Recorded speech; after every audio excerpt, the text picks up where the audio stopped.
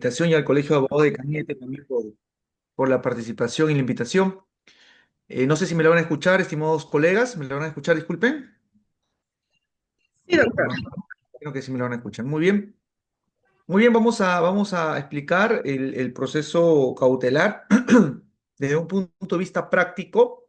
Así que cualquier consulta que ustedes me puedan realizar, con el mayor gusto, alzan la mano y le podemos dar el uso de la palabra a través del audio para que puedan expresar tal vez algún caso que ustedes hayan visto, ¿no? En la práctica y lo podamos compartir, lo podamos comentar todos juntos, ¿ok?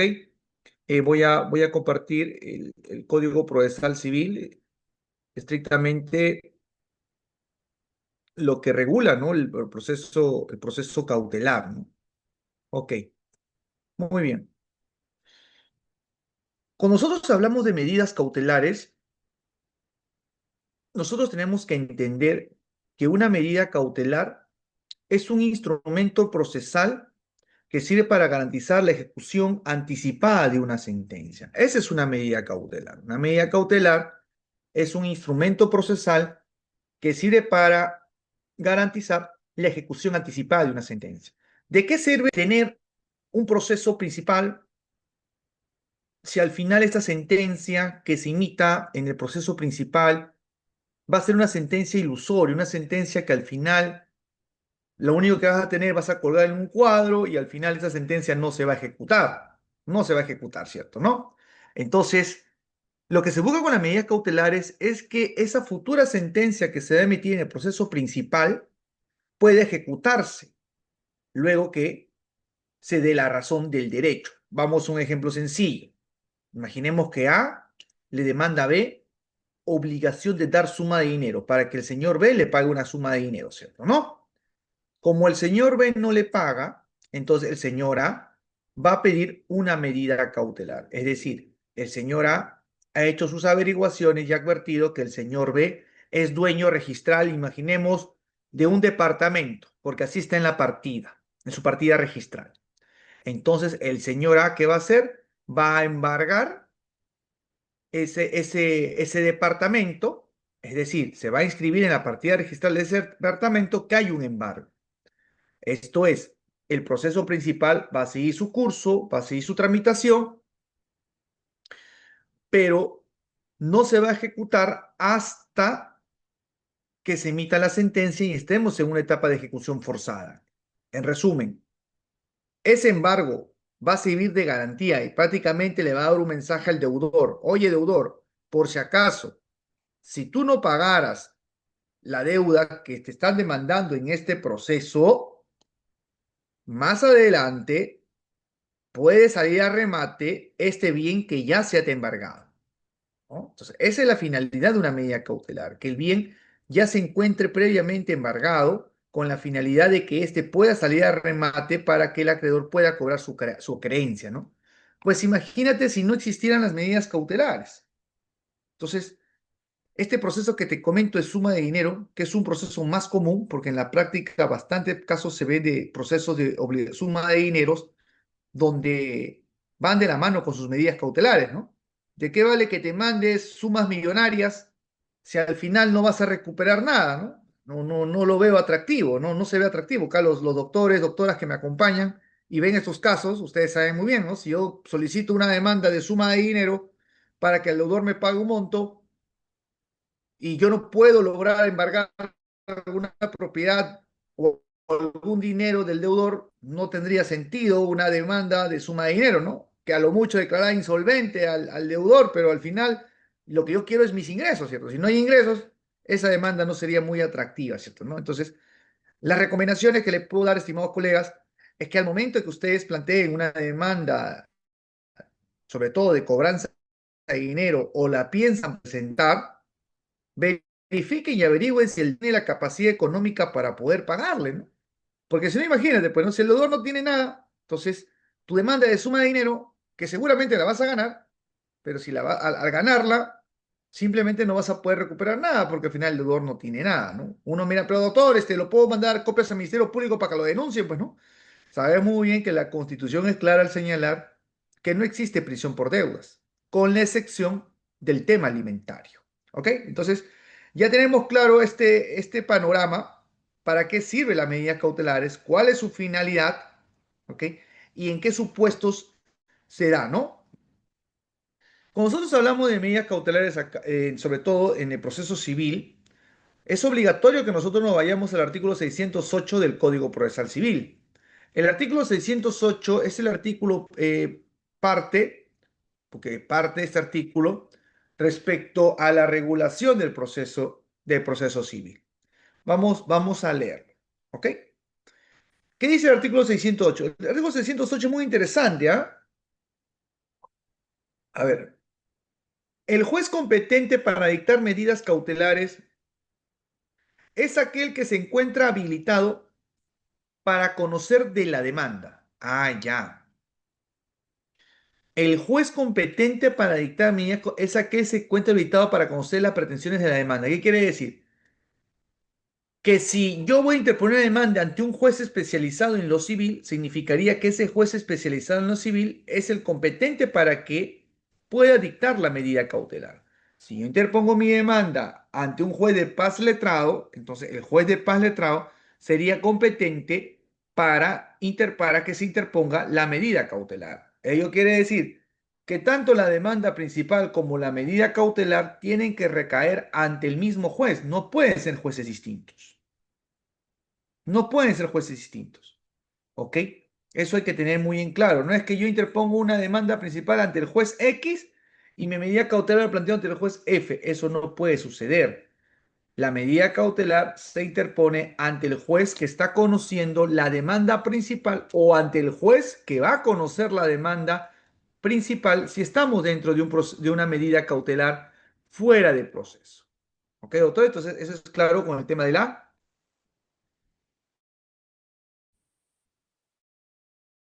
competencia. ¿Está conociendo la demanda principal o aquel juez que va a conocer la demanda principal? Pero no puede ser competente un juez que va a ver el principal y otro juez va a ver la medida cautelar. Eso no puede ser. En el proceso civil eso no existe, señores. ¿Ok? Eso no existe. Muy bien. ¿Qué más nos dice este artículo 608? El juez puede a pedido de parte, el juez puede a pedido de parte dictar medida cautelar antes de iniciar el proceso o dentro de este, salvo disposición distinta establecida en el presente código. Muy bien, este es un tema muy interesante. Primero, partamos. El juez puede, a pedido de parte, puede, o sea, el juez, ¿ok? Puede, a pedido de parte, dictar medida cautelar antes de iniciar el proceso. Si antes de que exista un proceso principal, ¿se puede pedir una medida cautelar? Claro que sí. Sin que exista previamente un proceso principal, se puede solicitar una medida cautelar fuera de proceso. Esta medida cautelar fuera de proceso, doctores, doctoras, vamos a verla. Se encuentra en el artículo, vamos a verlo, 636, si no me equivoco. Voy a compartirlo.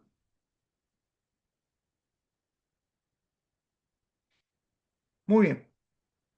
Artículo 636 del Código Procesal Civil.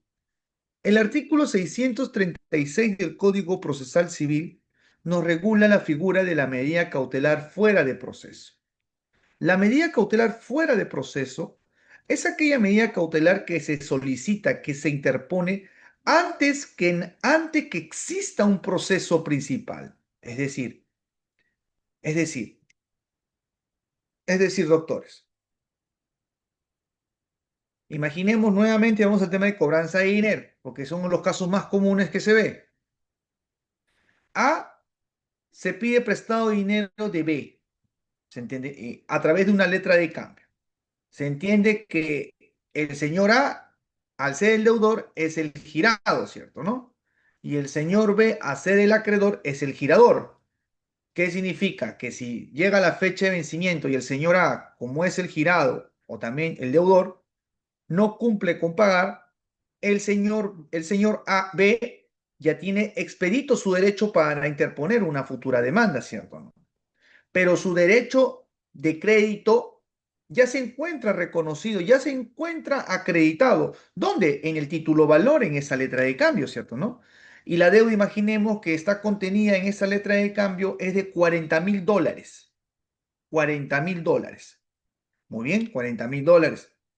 Entonces, en ese caso, el acreedor B dice, mira, mientras yo interponga mi demanda principal, mientras el juez lo califique, ya el seguro, el demandado va a tomar conocimiento tal vez de la demanda y puede ser que el demandado, en este caso el señor A, esconda su patrimonio o reduzca su patrimonio o haga cualquier tipo de estrategia con la finalidad de no tener nada de patrimonio. ¿Ok? Entonces el acreedor B, que es el girador, dice, bueno, he advertido que mi deudor A es dueño de un vehículo, ¿ok? Es dueño de un vehículo.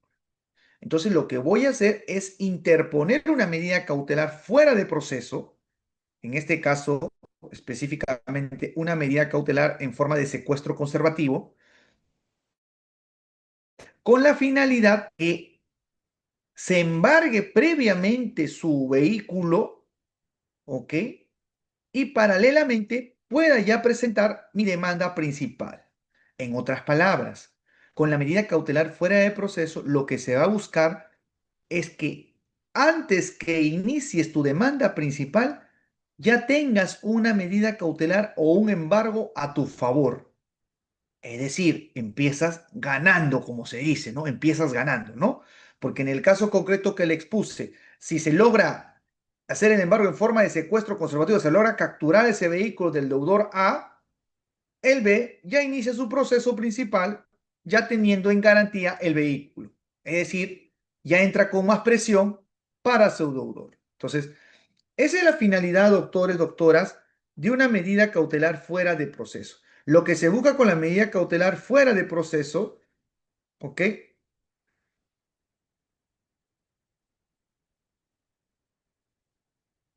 ¿Ok? El proceso de medida cautelar fuera de proceso se inicia antes del proceso principal. Y es una garantía para empezar un proceso ya ganando, ¿no? Este tipo de medidas cautelares fuera de proceso se estila mucho en utilizar en los procesos únicos de ejecución, ¿no? Cuando ya el acreedor ya tiene un título ejecutivo reconocido, ¿no? Como ya tiene un título ejecutivo reconocido, es lo que hace es primero embargo, hago una medida cautelar fuera de proceso y una vez que obtenga ya el embargo o paralelamente planteo ya mi demanda principal, pero ya me adelanto con el embargo. Eso generalmente ¿dónde se ve? Se ve en los procesos, doctores, de obligación de dar suma de dinero. ¿Está bien? No sé si hasta acá tienen alguna pregunta, por favor, pregúnteme porque tenés un monólogo donde yo hablo, no es una radio, así que por favor, si hay alguna pregunta, alguna inquietud, algún caso en relación a lo que estoy explicando, tienen el uso de la palabra, colegas, por favor, ¿ah? Ah, genial, el doctor Elvis. Buenas noches, doctor Elvis, ¿me escucha? Sí, doctor, sí se le escucha. Le voy a habilitar el software. Sí, por favor.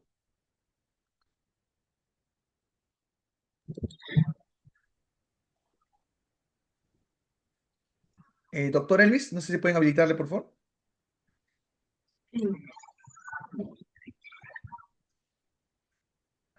A ver, ¿se me escucha, doctor?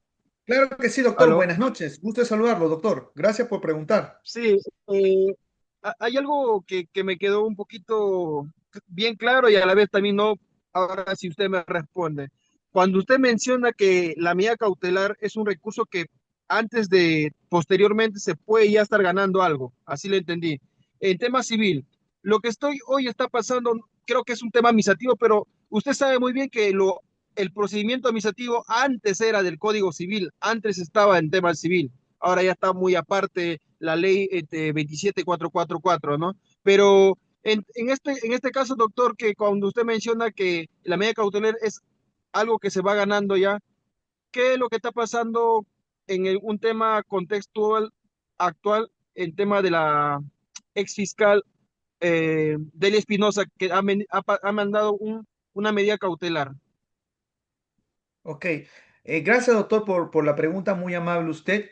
Primero hay que diferenciar varios temas que usted me ha dicho. Las medidas cautelares, en sentido práctico, clasificamos en dos. Las medidas cautelares fuera de proceso, la que se inicia antes de que exista un proceso principal, es la que he estado explicando hace un rato y está en el artículo 636 del Código Procesal Civil. Y luego la otra medida cautelar, que es la medida cautelar dentro del proceso, que es la medida cautelar que se dicta cuando ya existe un proceso principal. ¿Qué quiere decir? El proceso principal ya se inició, ya está en curso y recién voy a solicitar una medida cautelar. Por eso se llama medida cautelar dentro del proceso. ¿Ok? ¿Estamos ahí? Muy bien. Dos, usted me hablaba respecto al proceso administrativo. En este caso, si estamos dentro de un proceso judicial, ojo, judicial, entonces estamos bajo las reglas del proceso contencioso administrativo, ¿ok? Donde se pueden solicitar medidas cautelares como de no innovar, innovativas o medidas cautelares inscribibles, ¿cierto? ¿No? Y la tercera, usted me habla ya de un caso ya constitucional, ¿no? Un tema constitucional que evidentemente no guarda relación con el Código Procesal Civil, pues el Código Procesal Constitucional tiene su propia regulación respecto a las medidas cautelares. Y a lo que yo me estoy refiriendo en esta clase, mi querido amigo, es respecto a los procesos estrictamente civiles. Y en los procesos civiles, como en este caso, las medidas cautelares fuera de proceso y dentro de proceso se dan en este contexto, bajo esta normativa, ¿no?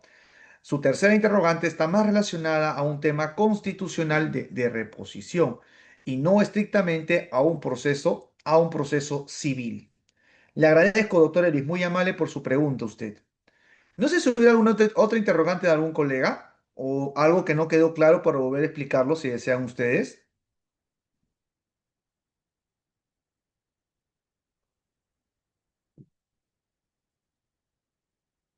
A ver, contigo, Enrique, concluyo para continuar. A ver, Enrique, te escucho. Buenas noches, doctor.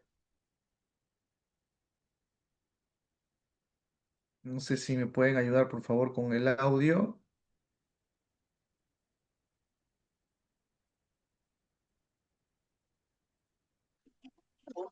Sí, doctor, buenas noches.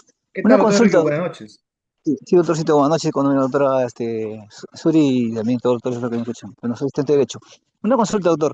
¿Qué diferencia hay entre embargo y y reparación civil? Sí, sí, por favor, esa parte. ¿Me Claro, explicar? claro, cómo no. A ver, el embargo estrictamente es una especie de la medida cautelar. Un embargo en sí es una medida cautelar. ¿Ok? Esa es una medida cautelar. Un embargo. Uy, me embargaron mis cuentas. Uy, me embargaron mi vehículo. Uy, me embargaron mi inmueble. Es propiamente una medida cautelar. El embargo. ¿Ok? Una afectación sobre tu patrimonio, ya sea un bien mueble, un bien inmueble, un bien que tú tengas, te embargaron. Es propiamente una medida cautelar que te ha afectado en tu contra sobre tu patrimonio. Y el otro, la reparación civil es estrictamente se dicta a través de una sentencia penal, donde se fija ya un pago, ¿no? Un pago por el daño que se ha causado, ¿no? En este caso, ¿a quién? Al agraviado, ¿no? Al agraviado, ¿no? Se fija una reparación civil. Ojo, es una reparación civil que es una suma de dinero que ya se está pagando, ¿ah? Incluso el juez ya fijó el monto que se tiene que pagar, ¿ok? A diferencia del embargo. El embargo sí es propiamente una medida cautelar que tiene naturaleza provisional. Se puede levantar, se puede cambiar, se puede modificar. Ok, doctor Enrique, muchas gracias por sus preguntas. Ahora sí, continuemos.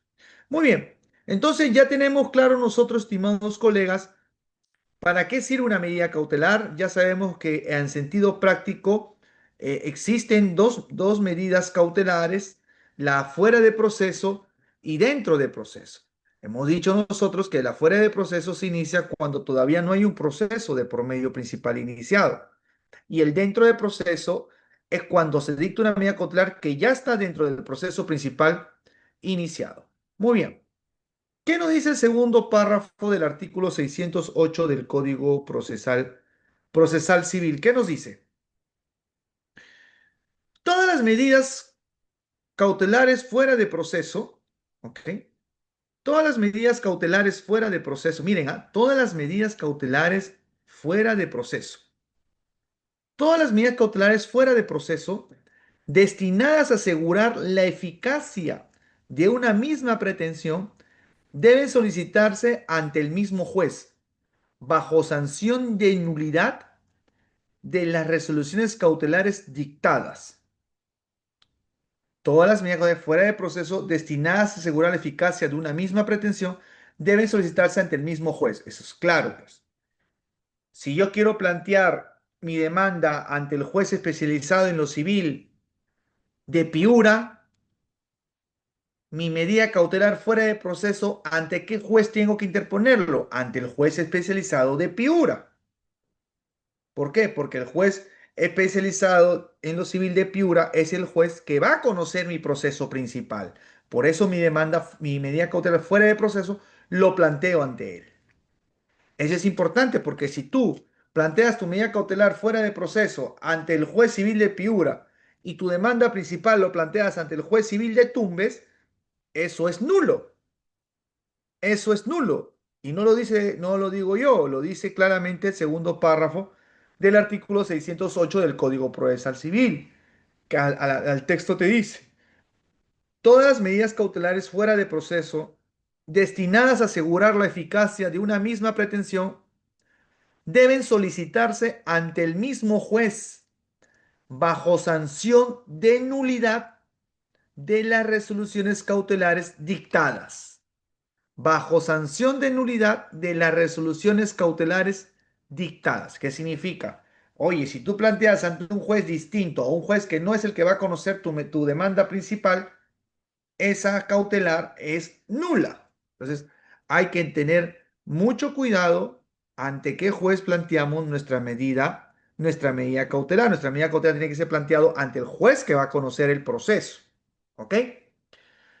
¿Qué más nos dice el 608? El solicitante debe expresar claramente la pretensión a demandar. Obviamente, si yo voy a presentar una medida cautelar fuera de proceso, es decir, antes de la existencia de un proceso principal, en mi medida cautelar fuera de proceso, yo voy a decir, por si acaso, luego de esta medida cautelar, yo voy a presentar mi demanda, imaginemos, de obligación de dar suma de dinero, porque el deudor me debe mucho dinero y por eso quiero que se le embargue primero para luego presentar mi demanda principal. ¿Ok? Entonces, eso es una característica clara de una medida cautelar fuera de proceso. Fuera de proceso porque se pide antes de la existencia de un proceso principal y la medida cautelar dentro del proceso es aquella medida cautelar que se dicta, que se otorga cuando ya existe en trámite un proceso principal. ¿Está bien? Muy bien. ¿Qué más nos dice? La medida cautelar tiene por finalidad garantizar el cumplimiento de la decisión definitiva. Era lo que yo le estaba explicando a ustedes. ¿Cuál es la finalidad de la medida cautelar? Garantizar la ejecución anticipada de una sentencia, ¿no? Ok, muy bien. Vamos a poner un caso interesante. A ver, vamos a ver, doctores. A ver, vamos a ver si están conmigo, ¿ok? Porque vamos a poner un caso. Imaginemos que yo planteo mi medida cautelar fuera de proceso. ¿Ok? Planteo mi medida cautelar fuera de proceso porque pido que se embargue la propiedad que es un terreno del deudor. ¿Ok? Digo, señor juez, por si acaso mi deudor es dueño de un terreno. ¿Está bien? Es dueño de un terreno. Y quiero que se le embargue. Presento mi medida cautelar. El juez revisa la medida cautelar y el juez de primera instancia, ok, imaginemos que es un juez de primera instancia, un juez especializado en lo civil. Ahora vayamos, juez especializado civil de Trujillo, por ejemplo. Ok. Revisa la medida cautelar, el juez especializado en lo civil de Trujillo y dice, no, pues, esta medida cautelar no me convence, no hay verosimilitud en el derecho, no me acredita el demandante que tiene derecho sobre sobre el deudor. No, no se acredita acá una relación obligacional, no, no me causa convicción. Como no me causa convicción, esa medida cautelar es improcedente. Miren, es improcedente. El juez especializado en lo civil de Trujillo declara improcedente la medida cautelar. Entonces, el demandante, el señor A, obviamente perjudicado, molesto, fastidiado, dice, oye, ¿cómo me van a declarar improcedente mi medida cautelar? Eso está muy mal.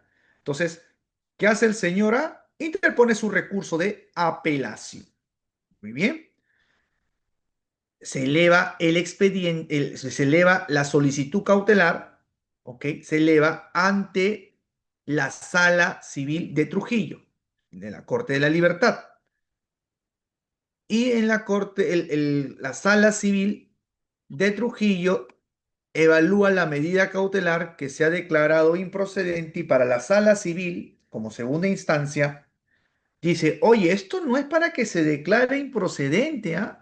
No es para que se declare improcedente esa medida cautelar, pues sí, el demandante sí ha acreditado que tiene el derecho, ¿ah? Que está acreditado que sí tiene el derecho, sí hay una apariencia del derecho, ¿no? Entonces, no es para que declaren improcedente, así que miren lo que hace la Sala Civil de Trujillo. Revoca, revoca el auto que declara improcedente la medida cautelar, revoca el auto que declara improcedente la medida cautelar y admite la medida cautelar.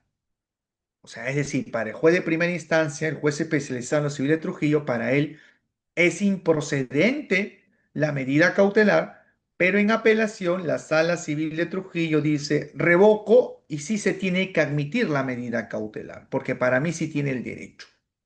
Muy bien. Teniendo en claro ese caso concreto, teniendo claro ese caso concreto, vamos a analizar este segundo párrafo del artículo 637 del Código Procesal Civil. ¿Qué nos dice el segundo párrafo del artículo 637 del Código Procesal Civil? Una vez dictada la medida cautelar, la parte afectada puede formular oposición dentro de un plazo de 5 días, contado desde que toma conocimiento de la resolución cautelar a fin de que pueda formular la defensa pertinente. La formulación de la oposición no suspende la ejecución de la medida. O sea, ¿qué significa? Que cuando se dicte una medida cautelar, y el afectado, en este caso el demandado, el afectado, el perjudicado con la medida cautelar, él puede oponerse, puede presentar un escrito diciendo que esa medida cautelar que se ha dictado es una medida cautelar ilegal, que no corresponde, que no ha sido bien evaluada, que ha sido sorprendido el juez, que no corresponde esa medida cautelar. Eso es lo que se busca con una oposición en términos populares. Muy bien, volviendo a nuestro caso concreto. En nuestro caso que habíamos dicho que el juez civil de Trujillo había declarado improcedente una medida cautelar y la sala en apelación dice no es improcedente y si no se va a revocar y se tiene que admitir. Ahora yo les hago la pregunta a ustedes, estimados colegas. La oposición, o sea, el demandado, al enterarse de la existencia ya de esa medida cautelar que se ha admitido, ojo, que se ha admitido ya, ¿ante quién tiene que interponer su oposición? ¿Ante la Sala Civil de Trujillo, que es el superior que revocó y que admitió la medida cautelar? ¿O tiene que presentar su oposición ante el juez de primera instancia, que es el juez que va a conocer su demanda principal y es el juez que emitió pronunciamiento originario sobre su medida cautelar? ¿Ante qué, ante qué órgano se plantea la oposición? ¿Ante el juez de primera instancia o ante la sala superior según el caso concreto? Les escucho, doctores. Vamos, doctores, hay que participar. Esto no es un monólogo donde yo hablo, por favor, vamos.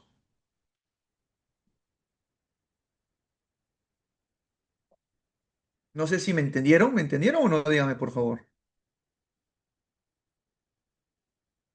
Doctores, respondan, ¿me entendieron?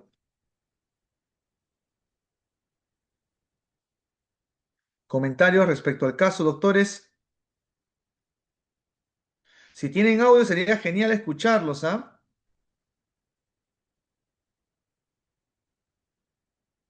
Pueden alzar la mano y les escucho. A ver, en el chat, a ver, acá sí en el chat escriben, ¿no? Vamos a ver, en el chat dicen, el juez que va a conocer su demanda, primera instancia, sala superior, primera instancia, ante el juez de ejecución, primera instancia, micrófono. ¿Pueden por favor activar los micrófonos para que pueda hablar el público, por favor, para que esta clase sea un poco, digamos, interactuemos? Ok, doctor, voy a habilitarla. A ver un momento.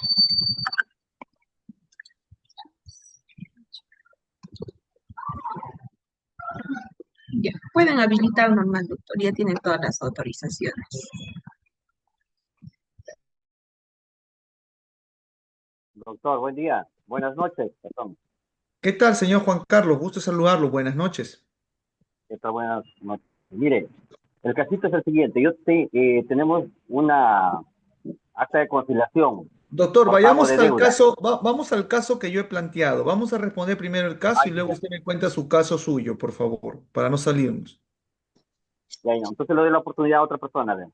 ¿Ya? Listo, muy bien. ¿Alguien desea responder al caso que hemos planteado, doctores? ¿Quién sería competente para resolver esa oposición? ¿El juez de primera instancia o de segunda instancia?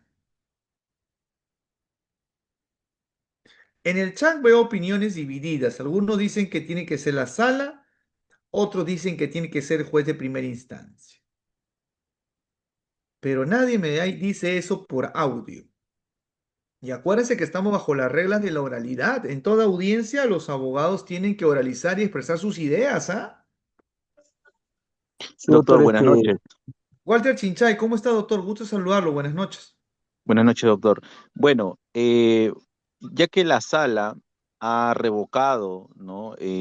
La improcedencia, debería regresar el cuaderno cautelar al juzgado de origen, ¿no? Para que continúe el trámite, porque tal como dice el artículo, ¿no? Quien está solicitando una cautelar, luego va a tener que interponer la demanda, le da un plazo. Entonces, si es el juez que tiene que conocer todo el caso, ¿no? Entonces, respondiendo a su pregunta, acá quien tendría que interponer la oposición sería pues ante la primera instancia, ¿no? Ante el juez. Listo. Gracias, doctor Walter. Muy amable usted por su respuesta. Muy amable. A ver, doctores. ¿Ok? Veo que la mayoría de ustedes ha tenido una posición, pero veo que algunos también tienen otra. Efectivamente, como dice la mayoría de ustedes en el chat, ¿ok? Eh, el juez competente para poder resolver esa oposición tiene que ser el juez de primera instancia, porque como ustedes muy bien saben, cuando la sala resuelve, en este caso, si hablamos de un concesorio de una medida cautelar, tiene que devolver el expediente al juez originario, a la Q, ¿a quién? Al juez de primera instancia, para que pueda en este caso ejecutar esa medida cautelar. Entonces, el que va a resolver esa oposición es el juez de primera instancia, pues la medida cautelar va a regresar a su juzgado para que él ejecute la medida cautelar. Pero unos me dirán, pero doctor, pero la medida cautelar él no la concedió, lo concedió el de la sala. Pero si yo interpondría mi oposición ante la sala, ¿y qué pasa si la sala declara improcedente esa oposición? Ya no podrías apelar a la Suprema, no se puede hacer eso. No podemos apelar a la Corte Suprema a una apelación de un rechazo de oposición, eso no se puede hacer.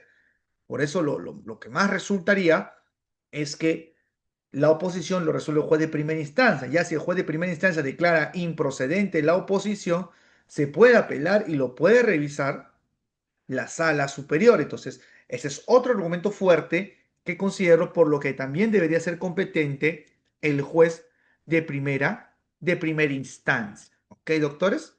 Sí, dime, Javier, dime, para contigo termino algo breve. Te escucho, Javier. ¿Qué tal, doctor? Buenas noches a todos. Yo tenía una consulta. ¿En qué momento se le notifica la medida cautelar al demandado? Porque yo tenía entendido que las medidas cautelares son un tanto reservadas. Inclusive hay un código cautelar, no se puede ver así nomás, ni siquiera por el SEG. Entonces, ¿en qué momento la parte demandada tiene la oportunidad de poder responder la medida cautelar o de oponerse, mejor dicho? Muchas gracias, Gracias. doctor. No, gracias, Javier. Su pregunta, Javier, es muy buena. Gracias, Javier, porque me permite explicar lo siguiente. Hay un aforismo que se llama, ¿no? Inadita altera pars, si no me equivoco, ¿no? Sin oír a la otra parte, ¿no? Esa es una de las características de una medida cautelar. La medida cautelar, cuando se dicta, evidentemente es una medida cautelar reservada. No puede tomar conocimiento todavía el afectado, ¿no? Porque si tomaría conocimiento, eres claro que tomaría sus medidas preventivas para que no le embarguen, ¿cierto? ¿No? Entonces, la medida cautelar, uno, se dicta sin oír a la otra parte. Es decir, cuando se concede una medida cautelar, la medida cautelar no se notifica a la parte afectada. Cuando la parte afectada toma conocimiento, la regla general es que la parte afectada toma conocimiento de la medida cautelar cuando esta medida cautelar es ejecutada. Un caso sencillo. Voy a embargar el departamento de mi deudor B. Muy bien. El juez saca la resolución, te concedo la medida cautelar. Vamos a embargar el inmueble del señor B. Se va a mandar oficio a los registros públicos para que los registros públicos que haga inscriba el embargo sobre la propiedad del señor B. Ahí se va a inscribir. Una vez que ya se inscriba la medida cautelar, en este caso es una medida cautelar en forma de inscripción, se va a inscribir la medida cautelar en la partida registral del inmueble del deudor, ¿ok? Recién ahí el juez va a notificarle con los anexos, la solicitud cautelar y demanda, la- la- la- los anexos, solicitud cautelar y el concesorio de la medida cautelar, recién ahí le va a notificar al afectado. Esa es la regla general. La regla general señala que la medida cautelar recién se notifica, recién se pone conocimiento al afectado de la medida cautelar una vez que esta medida cautelar se haya ejecutado. Por ejemplo, cuando yo pido un embargo en forma de inscripción y ésta se inscribe en los registros públicos, ¿no? La excepción a esa regla es cuando el demandado, en forma sorpresiva y sin que previamente haya tomado conocimiento de la medida cautelar, ¿qué hace el ejecutado? Uy, ya me enteré que hay una medida cautelar en mi contra, ya me enteré. Circunstancialmente me enteré, me pasaron la voz, me pasaron el talán, me enteré, ¿ok? Me enteré que hay un embargo en contra mía. Entonces, y yo considero que ese embargo en contra mía es un embargo que no corresponde, es un embargo que no tiene el sustento probatorio necesario para que me embarguen. Así que yo puedo presentar ya mi oposición porque ya tomé conocimiento, ¿no? Eso es lo que nos dice el segundo párrafo del 637, señor Javier. Como puede apreciar usted, el 637 no nos dice de la notificación, ¿no? Nos dice desde que toma conocimiento, desde que toma conocimiento. Entonces, estimado doctor Javier, las medidas cautelares, por regla general, se notifican al afectado, ejecutado o deudor cuando esta medida cautelar se ejecuta y se notifica con el anexo, la solicitud cautelar y el concesorio para que él, si desea, formular su recurso de oposición. O excepcionalmente, si este afectado, ejecutado o deudor toma conocimiento que hay un embargo en su contra. Él ya puede presentar también su oposición dentro del plazo de 5 días, tal como dice el segundo párrafo del artículo 637 del Código Procesal Civil. No sé si hasta acá tienen alguna pregunta. ¿Quedó claro mi explicación, doctores, doctoras? Por favor, ¿quedó claro? Dígame, por favor.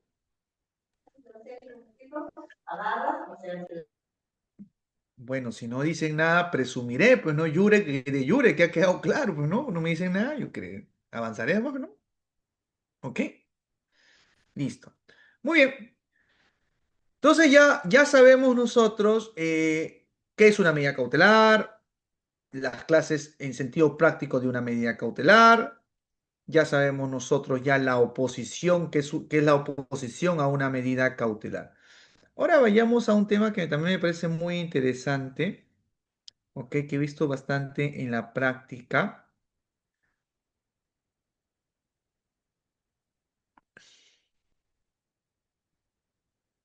Ahí está, este artículo 611 del Código Procesal Civil. Este artículo 611, ¿ok? Ya, ahorita vamos a ver este doctor Lenovo, ¿no? Lenovo me dice, ¿por qué con deserraje? Deserraje puede ser un embargo en forma de depósito, ¿no? Cuando yo quiero meterme a sacar bienes muebles de la casa del deudor, y obviamente el deudor no me va a abrir la puerta, me dice, oye, muy bien, te abro la puerta para que vengas y me embargues todos mis bienes muebles. No, pues, a veces te cierran la puerta, meten llave, y ahí se tiene que hacer con deserraje, ¿no? Se tiene que romper la puerta para poder meterse y llevarse los bienes muebles que estén presentes, ¿no? ¿Ok? Primero vamos por partes, estimado autor, ¿ok? Eh, ¿Qué debe contener una medida cautelar? ¿Ok? ¿Qué debe contener una medida cautelar? Muy bien. A ver, vamos a entenderlo de dos formas, ¿ok? Y todo esto, lo que les voy a decir, lo podemos encontrar en el artículo 611 y 613 del Código Procesal Civil. Todo lo que les voy a decir, 611 y 613 del Código Procesal Civil. Muy bien. Presupuestos para que se dicte una medida cautelar. ¿Ok? Y luego vamos a hablar presupuestos para que se ejecute una medida cautelar. Muy bien. Hemos digregado en dos puntos. Uno, vamos a explicar ahorita los presupuestos para que se dicte una medida cautelar. ¿Qué presupuestos deben de para que se dicte a tres? Tres son los presupuestos para que se pueda dictar una medida cautelar. Uno, ¿qué es la verosimilitud en el derecho? La verosimilitud en el derecho es la apariencia externa del derecho, es la apariencia, diciéndole, por si acaso, señor juez, esta medida cautelar que yo estoy presentando es una medida que contiene un derecho que he ganado o un derecho ya existente. Tengo verosimilitud en el derecho. Un ejemplo sencillo. Señor juez, el deudor me firmó este pagaré y el pagaré es un título valor.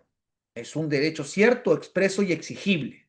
Aquí está acreditado mi derecho de crédito en este pagaré. El deudor lo firmó, aquí está. ¿Eso qué acredita? Acredita mi verosimilitud en el derecho. Eso es muy importante, porque cuando ustedes planteen su medida cautelar,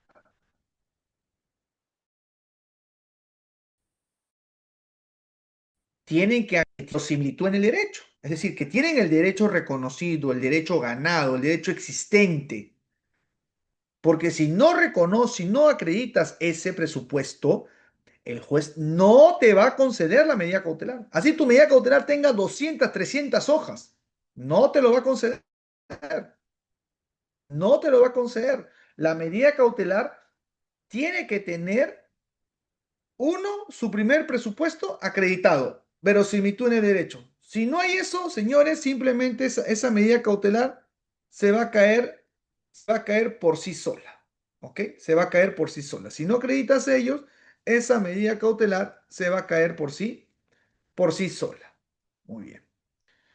El segundo presupuesto, ¿cuál es el segundo presupuesto? ¿Ok?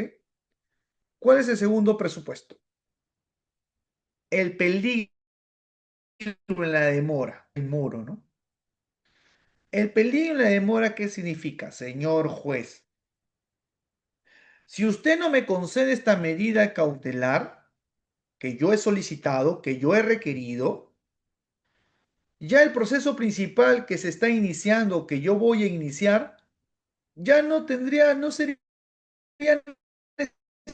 necesario, no sería fructífero, no sé si fácilmente puede ocultar su patrimonio. Y si el deudor oculta su patrimonio, entonces yo qué dinero, qué creencia voy a poder cobrar o qué derecho voy a reclamar. Entonces, primer presupuesto para que se dicte una medida cautelar, verosimilitud en el derecho, que te acredite que existe un derecho tuyo ganado a través de tus pruebas, que existe ese derecho. Dos, peligro en la demora. Señor juez, si usted no me otorga esta medida cautelar, puede ser de que el proceso que yo voy a iniciar o el que estoy iniciando ya sea innecesario, pues el deudor puede ser de que esconda su patrimonio. Mejor dicho, ¿qué entendemos por peligro en la demora? Señor juez, si usted no me concede esta medida cautelar, ya de vano sería o en vano sería que se inicie un proceso principal. ¿Ok? Eso es peligro en la demora, ¿no? Ese término peligro en la demora se utiliza bastante, ¿no? En penal, como en peligro de fuga y todas esas cosas, ¿no? Pero acá en civil se utiliza peligro en la demora, que se llama, ¿no?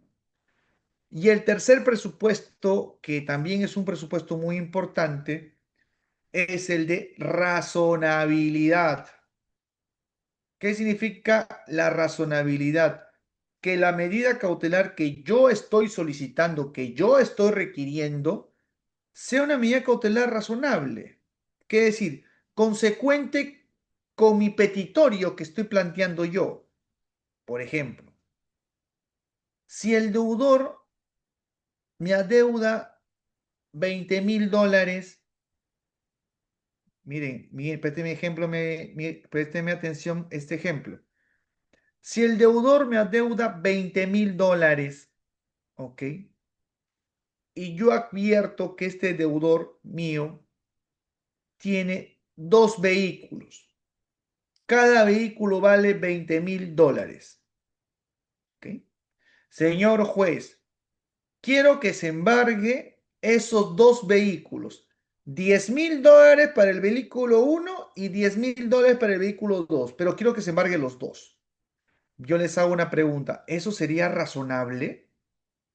Si basta que embargues uno por 20,000, te garantiza toda la obligación, pero embargar los dos ya no sería, ya no sería razonable, porque bastaría que embargue solo un vehículo para que se pueda garantizar la obligación.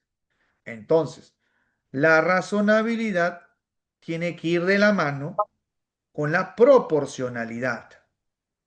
Proporcionalidad. Entonces, ustedes, estimados colegas, cuando redacten una medida cautelar, ¿ok? Cuando tú redactes la medida cautelar y quieres que el juez te conceda esa medida cautelar que tú vas a solicitar, ya sea una medida cautelar fuera de proceso, ya sea una medida cautelar dentro de proceso, tú tienes que acreditar que tienes verosimilitud en el derecho, que tienes peligro en la demora y que hay razonabilidad.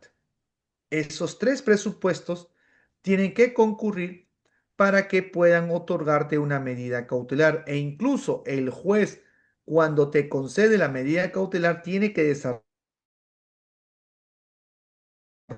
ese. Más aún, el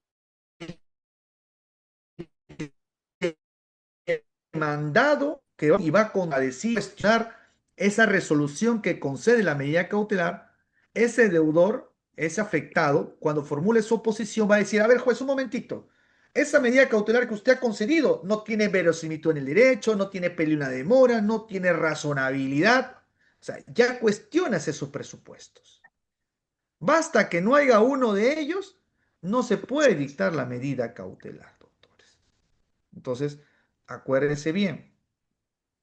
Esos tres presupuestos que yo he dictado tienen que ser concurrentes para que se pueda dictar una medida cautelar. ¿Ok? No sé si quedó claro este punto. ¿Tienen preguntas respecto al explicado? Vamos a escuchar al doctor Doctor, Fran. buenas noches. ¿Qué tal? Bueno, mucho Consulta. gusto. Fran, ¿no? ¿Cuál es su Sí, nombre? doctor. Franz North de Cusco, doctor. Hola, Fran. Gusto saludarte. Dime, por favor, doctor. Quería preguntarle, ¿y cuál es el tiempo de caducidad de prescripción de una medida cautelar en forma de inscripción, doctor? Gracias. Actualmente, doctor, las medidas cautelares ya no caducan. Ya no caducan. Actualmente las medidas cautelares ya no caducan. Y no lo dice el doctor Rafael Méndez, lo dice el artículo 625 del Código Procesal Civil. Antes las medidas cautelares con el Código de Procedimientos Civiles sí podrían caducar, pero a la fecha ya no caducan, doctor. Prueba de ello, doctor, está el artículo 625 del Código Procesal Civil. Muchas gracias, doctor Franz. Ahora sí, A vamos a usted escuchar. No, no por te la preocupes, respuesta, doctor. no te Eso preocupes. quiere decir que mi medida cautelar en forma de inscripción, porque es una copropiedad, no va a caducar, no va a caducir. No, no, no puede caducar una medida cautelar, no caducan. No, no puede ser, a menos Mm, que sea dictado con la norma del Código de Procedimientos Civiles de 1902. No lo sé si negativo, es doctor. antigüedad. ¿Ok? ¿Cuánto le Gracias. agradezco por la respuesta? Gracias, doctor. Doctor Javier, ¿cómo está usted? Buenas noches. No sé si me lo van a escuchar. ¿Qué tal, doctor? Soy yo de nuevo. Tenía otra consulta justamente con el aspecto de la razonabilidad. En casos de bienes inmuebles y de deudas pequeñas, por ejemplo, una deuda de $10,000 contra solamente el cliente tiene, digamos, una casa, ¿no? Su bien inmueble solamente es una casa y la casa está valorizada, no sé, en $300,000. ¿Es posible que le concedan la medida cautelar por el monto de una deuda pequeña y la cantidad del valor del inmueble? Y otra consulta, ¿es posible que en la oposición soliciten, el demandado pueda solicitar la variación? Por ejemplo, tiene un inmueble y un vehículo y se concedió la medida cautelar en el inmueble, pero el vehículo tiene un valor que puede honrar la deuda. El mismo demandado en su posición puede solicitar que se varíe y se inscriba en su vehículo y no en su inmueble. Muchas gracias, doctor. Ok, muy bien. A ver, primero, doctor, el primer caso que usted me pone, sí es factible que se pueda realizar un embargo por ese monto de deuda, no hay ningún problema, ¿ok? Sí se puede, sí se puede solicitar un embargo, ¿ok? Sí se puede solicitar un embargo, doctor. No interesa si el monto es pequeño, sí se puede solicitar un embargo, incluso si no se paga ese monto pequeño puede salir a remate. Y te pongo un claro ejemplo, en los temas alimentarios. Hay muchos casos en alimentos que cuando se aprueba una liquidación por 20.000, 30.000 soles y el deudor no paga, ¿qué hacen los demandantes en estos tipos de procesos? Se advierten que el deudor es dueño de un inmueble o de un vehículo, embargan esos bienes. Por ese monto incluso de 20.000 soles, un departamento, no sé, de 50.000 dólares, se puede embargar sin ningún problema. Y si no paga, pasa a remate, se remata el bien, el acreedor cobra sus no sé, 30.000 soles, que fue lo que debía, lo que le debían, y la diferencia es para el deudor. Claro que sí, es materia de embargo. ¿Ok? Dos, respecto a lo que usted me está diciendo respecto a la variación de la medida, respecto a la variación de la medida a la medida cautelar. La variación de la medida cautelar está en el artículo 617 del Código Procesal Civil. Efectivamente, el deudor, es decir, el afectado con la medida cautelar, puede presentar una oposición, claro que sí. Puede decir, yo me opongo a la medida cautelar y a la vez, si me rechazan mi oposición, pido una variación de la medida cautelar. El 617 del Código Procesal Civil efectivamente te regula la figura de la variación de la medida cautelar. El 617 te habla de la variación de la medida cautelar. Pero para que esa variación prospere, claramente el artículo te dice, el segundo párrafo del artículo 617, que te dice que la parte afectada con la medida cautelar puede efectuar similar pedido, el que será resuelto previa citación a la otra parte. ¿Qué significa? Que tu medida cautelar que tú has solicitado, que la variación de la medida cautelar que tú has peticionado, antes que el juez lo resuelva, tiene que correrle traslado a la otra parte, es decir, al beneficiario de la medida cautelar, que generalmente es el demandante, ¿no? Para ver qué te responde, qué te dice él respecto a esa medida a esa medida cautelar. Entonces, ¿puedo pedir una variación de medida cautelar? La respuesta es sí, sí lo puedes hacer, doctor. El 617 del Código Procesal Civil te lo permite, pero antes que se resuelva se corre traslado a la parte demandante. Ya con su absolución, el juez procederá a resolver y evaluar si realmente corresponde que se dé la variación. La variación no es solamente para que se cambie bien a qué bien se debe embargar, sino también para reducir los montos, elevar los montos también. ¿Ok? No sé si quedó claro, señor doctor Javier. Sí, doctor, muchas gracias. Listo, muy bien. ¿Ok? A ver, en el chat me hablan de la ley 26.6 que trata de la caducidad Estoy explicando que este es un curso de medidas cautelares del proceso civil. No estamos hablando de un proceso laboral ni un proceso contencioso administrativo. Este es un proceso, medidas cautelares del proceso civil. Y ustedes pueden revisar el artículo 625 del Código Procesal Civil que habla sobre el tema de que ya la caducidad de la medida cautelar existía bajo las reglas del Código de Procedimientos Civiles, pero a la fecha no existe el tema de la caducidad, a excepción si no planteas tu demanda dentro del plazo de los 10 días y hablamos de una medida cautelar fuera de proceso, pero propiamente una caducidad de las medidas cautelares, el 625 ya no te lo permite, ¿ok? Solamente para aclarar y no confundamos conceptos, ¿está bien? Muy bien. Verónica me dice, ¿hasta qué momento se puede solicitar una medida cautelar? Bueno, Ana, la medida cautelar lo puedes solicitar fuera de proceso o dentro del proceso. Significa que fuera de proceso antes de la existencia de una demanda principal y dentro del proceso durante todo el proceso e incluso puede solicitar medidas cautelares cuando ya incluso ya hay sentencia. Esas medidas cautelares se denominan medidas cautelares de ejecución forzada. Bueno, ¿ok? Pero haber satisfecho su interrogante. Muy bien. Doctor, ¿Ok? Ahora sí vamos a escuchar al doctor Walter. ¿Cómo está, doctor Walter? Buenas noches nuevamente. doctor, sí, buenas noches. Doctor, solamente para que me amplíe un poco más sobre el tema de la variación de la cautelar, ¿qué pasaría si en la sentencia declaran infundada la demanda, ¿no? Interpuesta por el demandante?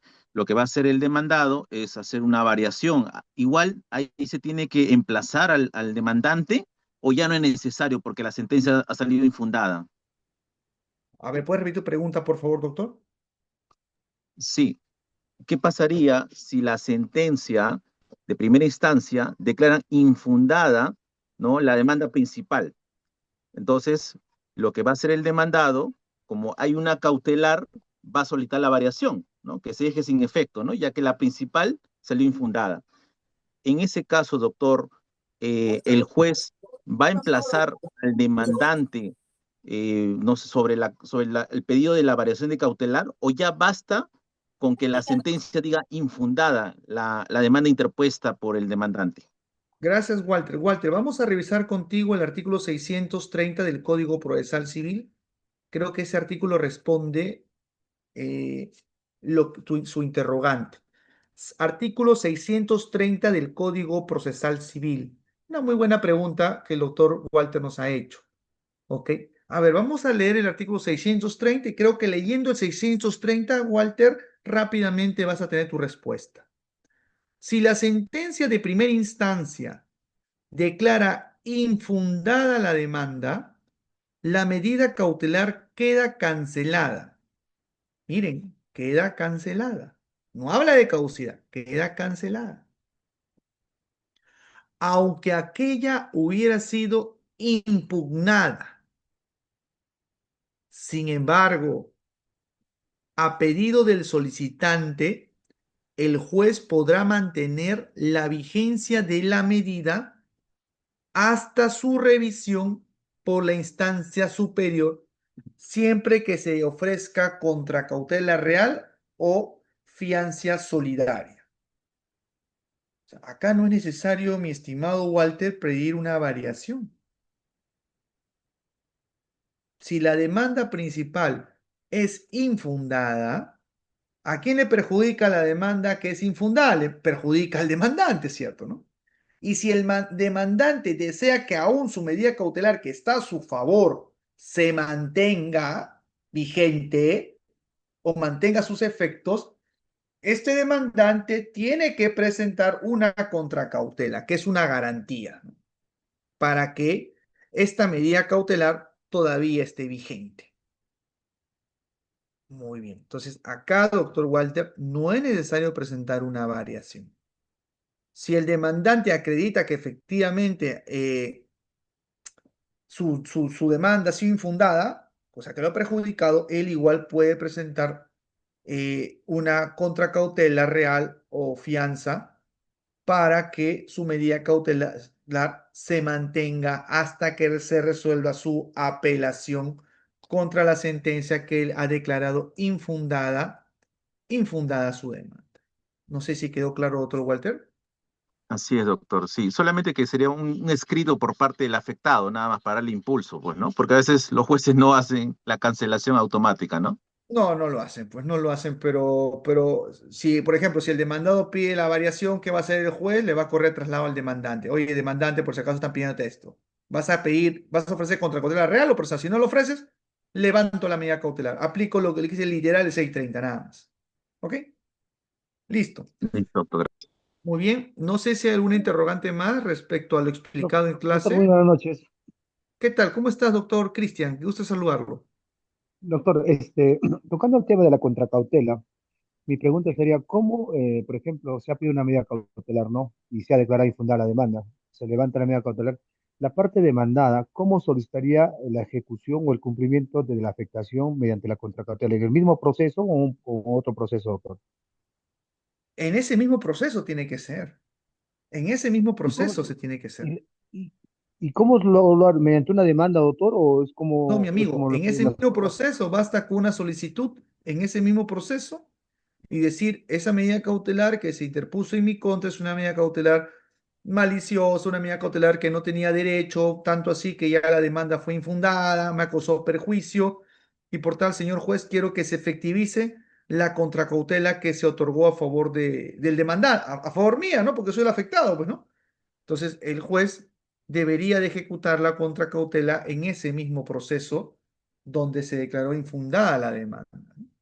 Porque imagínate, iniciar otro proceso judicial, eso afectaría, a mi modesto entender, el principio de economía procesal, celeridad procesal. Gracias, doctor Cristian, muy amable. Doctor, buenas noches. No sé si me escucha. Ya, Hamilton, contigo concluyo. Dime, te escucho, mi estimado doctor. Sobre la contracautela que justamente estaba hablando. Cuando se presenta la solicitud de medida cautelar, en la contracautela uno, por ejemplo, se está demandando por 20.000, se está presentando la solicitud cautelar por 20.000 soles, ¿no? La contracautela sería por 20.000 soles también, se podría ofrecer menos. Ok, listo. Gracias, doctor Hamilton. Muy bien, doctor Hamilton. Voy a responder su interesante pregunta una vez que termine de dar detalles de este artículo 613, por favor. ¿Ok? Muy bien. El artículo 613 nos habla de la contracautela. Yo les había dicho a ustedes que para que se dicte una medida cautelar tiene que haber verosimilitud, peligro en la demora y la razonabilidad, ¿cierto? ¿No? Y la razonabilidad. ¿Y cuáles son ahora los presupuestos para que se ejecute una medida cautelar? El presupuesto para que se ejecute una medida cautelar es la contracautela. La contracautela está en el artículo 613 del Código Procesal Civil, como ustedes lo pueden apreciar. La contracautela es una garantía para el afectado con la medida cautelar. Es decir, oye, afectado con la medida cautelar, por si acaso, si te causa un daño esta ejecución de esta medida cautelar, por si acaso, se te va a resarcir con esto, se te va a compensar con esto. Esa es una contracautela. La contracautela es una garantía para compensar al afectado de la medida cautelar. Eso es la contracautela, señores. ¿Ok? En términos sencillos para que me logren comprender. La contracautela tiene clases. Tiene la contracautela real, la contracautela personal y la más usada que es la caución juratoria, ¿no? La que dice, juro que si le causo un daño le voy a pagar, ¿no? Vamos a explicar una por una. La contracautela real es, muy bien, señor juez, quiero que usted me concede esta medida cautelar y a cambio de que usted me conceda esta medida cautelar, voy a dejar hipotecado mi casa. Miren, yo demandante, voy a dejar hipotecado mi casa. Si le causo un daño con mi medida cautelar al afectado, bueno, que el afectado se cobre mi medida que se cobre con la hipoteca que estoy dejando. Está dejando una contracautela real, ¿cierto? Está dejando una contracautela real.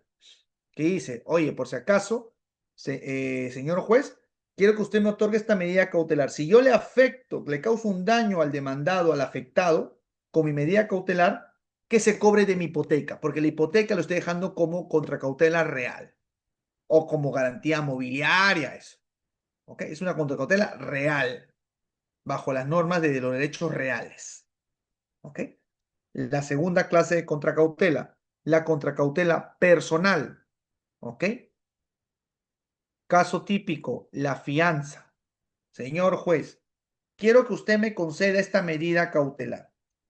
Si yo con la ejecución afecto al deudor, le causo un daño, este tercero, ¿ok? Este tercero, este fiador mío va a responder, ¿ok? Porque este tercero es mi garante. Es una contracautela personal, donde un tercero va a responder, ¿ok? Con su patrimonio si se causa un daño con la ejecución de la medida cautelar al afectado. Y la tercera, que es la más utilizada en la práctica, que es la contracautela, la caución personal o también llamada caución juratoria, ¿cierto? ¿No? ¿Ok? ¿Qué es la caución juratoria o la caución juratoria, ¿no?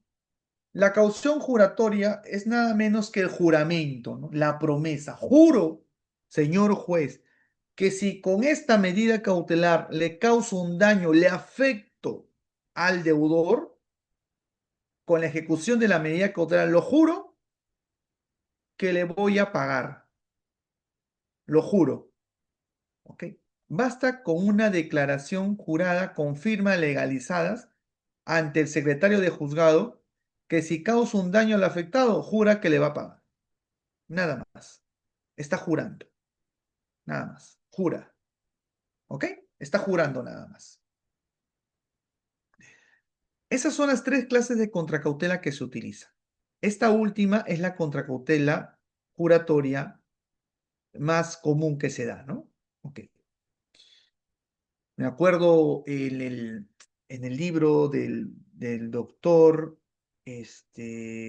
como el doctor, que su libro de proceso cautelar, justamente, a ver, justamente el maestro, ya está ya. El autor Mariano Peláez Bardales, justamente en su texto, nos dice algo interesante, ¿no? Porque había un cierto sector, nos señalaba, que decía, ¿no? Que la medida cautelar, la contracautela juratoria solamente debería de ser concedida para aquellos sujetos que no tengan presupuesto económico elevado, pues, ¿no? Pero si la medida cautelar es solicitada por una entidades financieras o bancos, la contracautela ahí debería ser una real y personal, pues, no debería ser una juratoria porque ellos sí estaban en la capacidad económica, ¿no? Eso es lo que decían en forma académica, ¿no? ¿Ok? Muy bien, ahora yendo ya a la pregunta que me realiza el doctor Hamilton, creo que me hizo el doctor Hamilton esta pregunta, es doctor, si mi medida cautelar, mi embargo que yo solicito es de $50,000, mi contracautela que yo ofrezco, ¿ok? Mi contracautela que yo ofrezco, ¿ok? Mi contracautela que yo ofrezco tiene que ser el mismo monto por el cual yo estoy solicitando mi embargo. A mi consideración, claro que sí, tiene que ser el mismo monto. Si tú estás pidiendo embargar una propiedad del deudor por $100,000 o $50,000, entonces tu contracautela que tú ofrezcas tiene que ser equiparable, tiene que ser idéntica, el monto tiene que ser igual, no puede ser menos ni puede ser más, tiene que ser igual, ¿ok? Existen muchos casos donde yo pido embargar la propiedad del deudor por $300,000 y digo, bueno, si le causo un daño, le voy a pagar solamente $30,000. No hay consecuencia. Tiene que ser idéntico el monto. ¿Ok, doctor Hamilton? Espero que haya satisfecho su interrogante. Doctor Jaime, ¿cómo está usted? Buenas noches. Doctor Jaime, Doctor, buenas noches. ¿qué tal? ¿Cómo está, doctor? Dime, por Bien, favor. doctor, básicamente es pues quizás para precisar respecto a lo que ha comentado hace un momento del compañero. Doctor, yo tengo un caso en el cual solicité una medida cautelar sobre un terreno, una propiedad que estaba valorizada en 35.000 soles. Al momento de presentar mi cautelar, en la caución juratoria, yo puse la cantidad de 2.000 soles. El magistrado Ujú. me declaró inadmisible, indicando de que debería de modificarla. No precisó el artículo y tampoco no explicó sobre cuánto debería ser la caución juratoria. Yo respondí esta inadmisibilidad indicando de que, ahorita no recuerdo, doctor, perdóneme el artículo, indicando de que el 613 es. magistrado podría él Graduarla. Graduarla, sí proponer es. la caución juratoria. Exacto. Pero el juzgado nuevamente me volvió a reiterar la inadmisibilidad Ah, ¿por y segunda vez? conversé, luego fui a hablar con... ¿Aló? ¿Por segunda vez? Pues sí, y luego yo fui a hablar con el magistrado y le dije, ¿no? O sea, ¿cuánto debería ser la caución juratoria, no? Entonces, hablando con el doctor, le expliqué, doctor, entonces podría proponer 5.000 soles. Y él me dijo, bueno, sí, está bien, doctor, ponga ese monto y se le va a admitir. Pero indagando, tengo un librito de la doctora, ahorita no recuerdo su nombre, respecto de medidas cautelares. Y le expliqué, ¿no, doctor? Pero si ustedes también puede precisar al respecto, no puede incrementar de acuerdo a lo que su despacho crea pertinente. Y me dijo, no, doctor, eso usted lo tiene que precisar. Bueno, al final, doctor, me admitieron mi cautelar y al momento sigo el proceso de indemnización.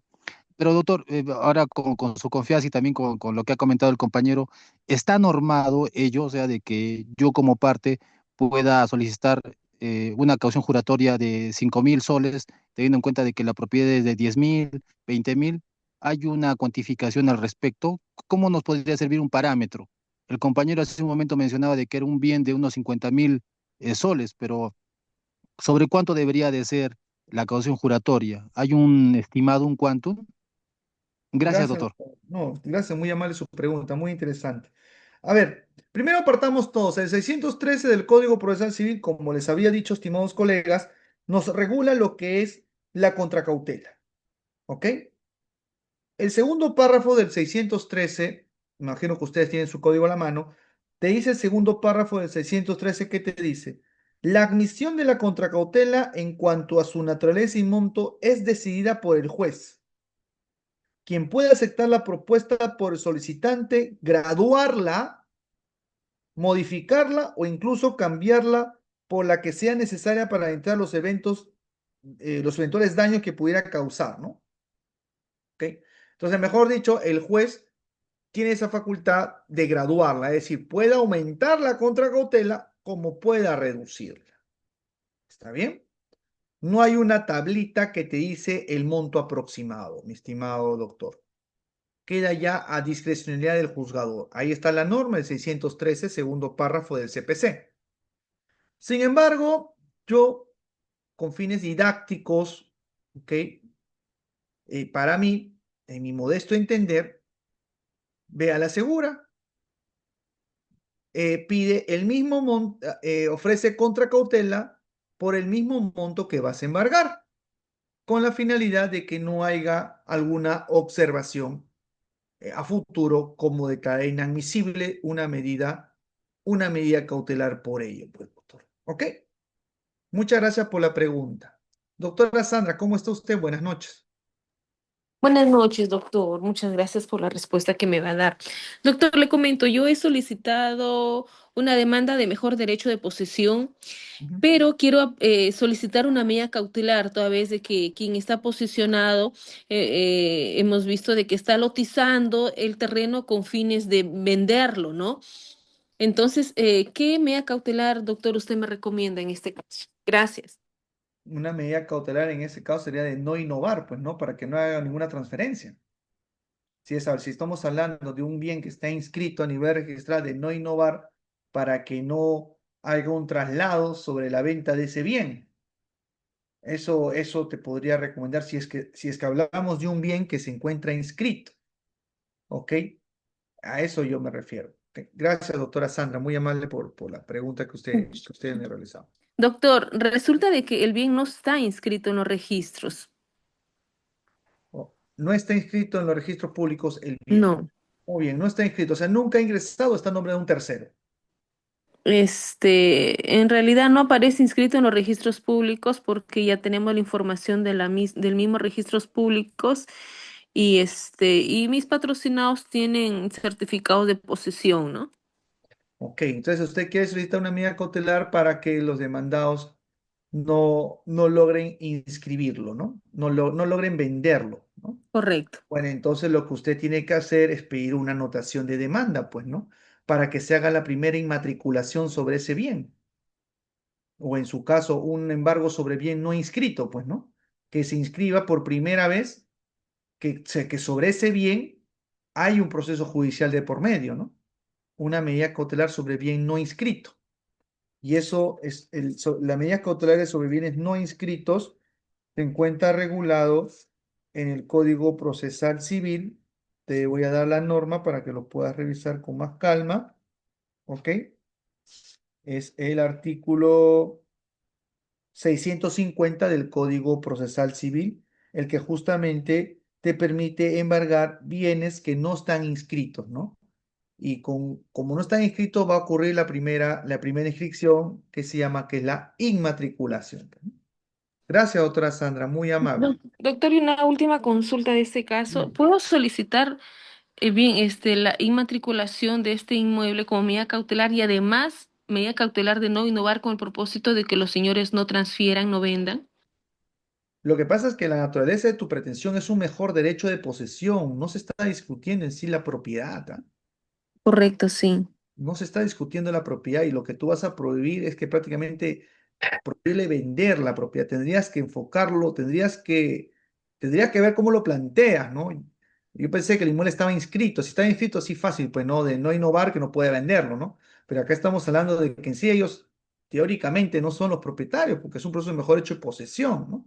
Entonces, yo creo que más ahí iría por el tema de que si se inmatricule, que sobre ese bien hay un litigio nada más. Yo creo que por ahí creo que esa sería la alternativa, ¿no?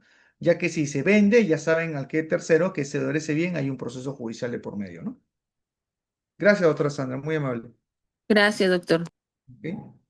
No sé si hay algún interrogante más de algún colega que desea comentarnos sus casos, que están muy interesantes los casos que me comentan. Doctor, Sí, doctor, doctor. disculpe, con respecto a lo que ha manifestado de que la medida cautelar se podría inmatricular, ¿eso da lugar a la 2018 del Código Civil, doctor, como una primera de dominio? No. La inmatriculación, lo que se va a hacer es una primera inscripción del embargo sobre bien no inscrito. Solamente recae sobre aquellos bienes que no figuran en registros públicos. ¿Ok? Pero no le va a dar ningún derecho de propiedad. No, no es un derecho de propiedad. No es un derecho de propiedad. No es un derecho de propiedad. No es un título supletorio y nada de eso. No es un derecho de propiedad. Ya, No, doctor. muchas gracias. Está todo eso, el embargo sobre bien no inscrito, artículo 650 del Código Procesal Civil. Acuérdense bien, 650 del Código Procesal Civil. Ahí te regula lo que es el embargo sobre bienes no inscritos. ¿Ok? Muy Doctor, bien, vamos a continuar. Sí, dime, Walter, algo chiquito más, Walter, te escucho. bueno, chiquito, doctor, una conviviente supérsite que no ha hecho una declaración judicial ni notarial de unión de hecho, y hay una propiedad de por medio, y la familia, ¿no?, del causante está haciendo toda la sucesión intestada. ¿Qué medida cautelar puede interponer la conviviente supérsite, ¿no? Considerando pues que la declaración judicial de unión de hecho es proceso de conocimiento que dura 2, 3 años, ¿no? Entonces, a fin de pues que los sucesores no vendan. Ahí sería una medida cautelar no innovativa. No, lo que ella debería hacer inmediatamente es su demanda de unión de hecho, pues obviamente, ¿no? Porque no tiene todavía un derecho reconocido, ¿no? Ya la Corte Suprema ha establecido, ¿no? Que para poder yo reclamar un derecho sucesorio como conviviente tengo que tener una declaración que me señale como tal. Entonces, previamente tiene que hacer su demanda de unión de hecho, ¿ok? Y paralelamente ahí tendrá que solicitar una notación de demanda, ¿no? Sobre la partida registral de ese inmueble. ¿Ok? Ujú, Eso es lo que, bueno, creo que tendría que hacer, pero sí necesitaría tener su reconocimiento sucesorio, si no, ¿de qué convivencia estamos hablando? Puede ser que es una convivencia impropia ahí. ¿Qué derecho sucesorio puede tener? No tiene nada. ujú. Ya, Gracias, doctor. doctor. Claro, Muy pues. amable usted por su pregunta. Ahora sí, ¿ok? Muchas gracias, doctores, por los comentarios. Muy amables son ustedes. La clase es así, gracias a ustedes también. Ok, vayamos, doctores, a explicar otro tema que me parece también interesante. Me parece también interesante respecto a las clases de embargo. Ok, ahí me queda media hora más. Voy a explicarles los embargos que a mi entender son los más comunes que se den en la práctica. Ok, vamos a empezar con este tipo de embargo. Listo. Vamos a empezar con el embargo en forma de secuestro. ¿Ok? El embargo en forma de secuestro. Ya saben ustedes, yo les he explicado el día de hoy, doctores, qué es un embargo. Disculpen, qué es una medida cautelar. Ustedes ya saben lo que es una medida cautelar, saben los antecedentes, saben ante qué juez se debe de interponer la medida cautelar, saben ustedes eh, los presupuestos para que se dicte una medida cautelar, saben ustedes los presupuestos para que se ejecute una medida cautelar, saben ustedes el tema de la oposición, incluso en la apelación también de una medida cautelar, lo que hemos hablado, y hemos absuelto varias preguntas que ustedes han hecho también que han enriquecido la clase.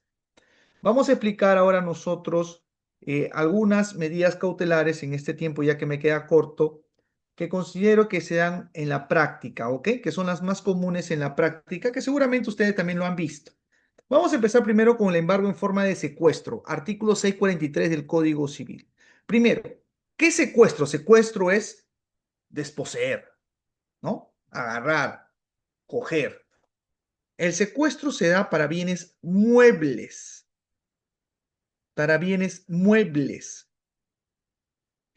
Un clásico ejemplo de un embargo en forma de secuestro. Un clásico ejemplo. Mi deudor me adeuda $20,000. Mi deudor es dueño de un vehículo. Como mi deudor no me paga, ¿ok? Voy a pedir un embargo en forma de secuestro. En este caso, un secuestro conservativo. ¿Para qué?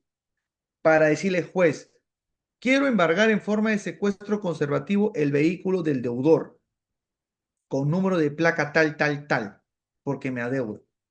Evidentemente vas a tener que demostrar tu verosimilitud en el derecho, pedir una demora, tu razonabilidad, tu contracautela, todo lo que te he explicado.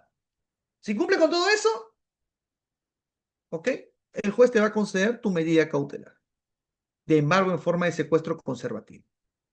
Y se va a oficiar a la Dirección General de la Policía de Tránsito para que a nivel nacional busquen ese vehículo. Es decir, si el deudor está manejando así por la playa o está en el campo manejando y paran el vehículo, ven con el número de placa que tiene un orden de captura, el vehículo lo detiene. Lo llevan al depósito, comunican al juzgado, por si acaso ya se capturó el vehículo. El juzgado que hace pone conocimiento al demandante, oye demandante, se capturó el vehículo.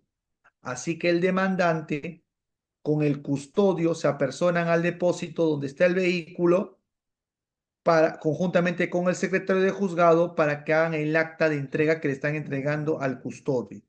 El custodio es el que va a cuidar el vehículo. No es que significa que lo va a usar, no, no, no, él lo va a cuidar. El proceso principal va a seguir. Si el deudor no paga el dinero en el proceso principal, ese vehículo pasa a remate, ejecución forzada, y se va a rematar y con producto de ese remate el acreedor recupera su dinero.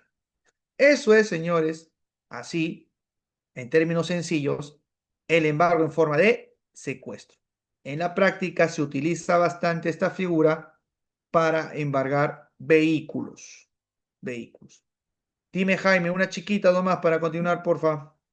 Doctor, discúlpeme, con esto finalizo, por favor. Doctor, en su experiencia, ¿qué es, o si puede compartir tips, qué es lo frecuentemente que los abogados cometen, ¿no? Para evitar ello. Eso puntual, doctor. Gracias. Listo. A ver, lo que yo he visto en esos tipos de casos de embargo en forma de secuestro es que la razonabilidad, siempre veo esto. El deudor te adeuda $20,000 y tú ves que tu deudor es dueño de 5 vehículos. ¿Y tú qué haces? Pides que se embargue los 5 vehículos. Pero no te das cuenta que basta que uno de ellos ya garantiza toda la obligación, o dos de ellos ya garantizan toda la obligación. Pero embargar los 5 ya no, ya. Eso ya entraríamos a un abuso del derecho. Entonces, si ustedes van a pedir estos tipos de embargo en forma de secuestro, advierte y verifique que el monto que ustedes van a afectar es un monto razonable. Basta que con un vehículo captures, porque sabemos muy bien que hay vehículos que son más costosos que otros. Eso lo sabemos todo por las marcas. Entonces, tenemos que nosotros diferenciar ello. ¿Ok? Muy bien. Vamos a explicar el otro tipo de embargo que también me parece muy importante por el tema del tiempo.